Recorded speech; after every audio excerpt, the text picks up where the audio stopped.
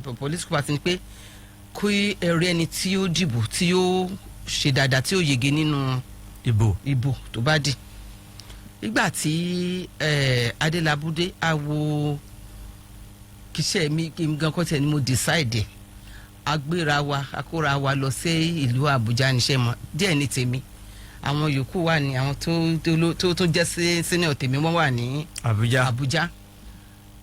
Decision wọn ni pé kí Saheed mi pé tabanikawo wọ́n mọ Adelabu dáadáa ju Saheed lọ.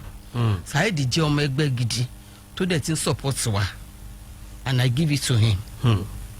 Ó tọ́ pé èèyàn gidi ni ó ń support wa láti 2019 to date kó tó di pé but decision àwọn èèyàn tó ga jù mí lọ ni ṣùgbọ́n mo fẹ́ correct impression kan. Adelabu gan máa gbọ́n sìn kò mi ò tẹ́wọ́ gba kọ́bọ̀ lọ́wọ́ Adelabu fún ẹgbẹ́ o. Lóòótọ́.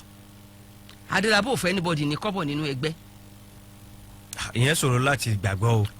Ni mò ń sọ yìí kò sí ọmọ ẹgbẹ́ kankan kò pé ẹgbẹ́ àkọ́ọ̀dù Adelabu gbowó kankan wá fún wa nínú ẹgbẹ́ àkọ́ọ̀dù ó wù wá pé kó wá dìbò kẹgbẹ́ wa kí gbogbo ayé ọmọ ẹgbẹ́ wa la ṣe gbà láàyè kó máa bọ̀ kì í ṣe pé tó wá torí pé kó fún ẹnìkankan lówó. Mi ò gba ìpín ní lọ́wọ́ ẹ o.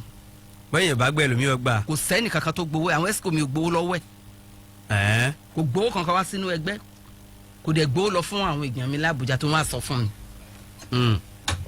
So kò fowó ra ẹgbẹ́ wa kan ó wù wá pé kó wá dìbò. Ìfẹ́ ni. Ìfẹ́ tá a ní sí ni adẹ̀tẹ̀wọ́ gbà. Nígbà tá a dẹ̀ wò pé àwọn tí wọ́n ń kó bọ̀ pé a rò pé bóyá àwọn tí èrò wọn pọ̀ ju tiwa lọ tó yẹ pé tí wọ́n bá dìbò tá a bá da tiwa mọ́ a mú nǹkan tó gidi jáde ó la ṣe fún wọn láyè ká tí wọ́n wá dìbò kì í wá torí pé ẹnìkankan wọn gbé gbowó fún wa.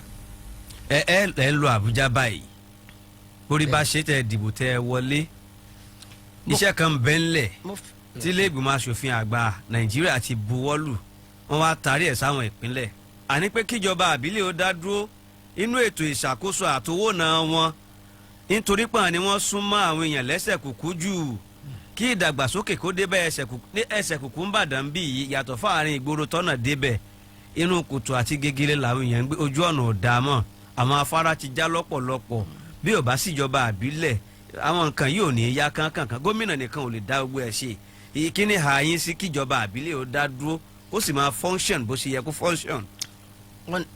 Kò sí tó dáa tó nígbà tẹ́mi wà ní ilé ìgbìmọ̀ asòfin l'Àbújá a ṣe town hall meeting kan tá a pe àwọn èèyàn jọ tá a fi ọ̀rọ̀ wá wọn lẹ́nu wò pé tó yẹ pé tá a fohùn sí ni pé wọ́n ń fẹ́ autonomy kí local government ò dá dúró gbogbo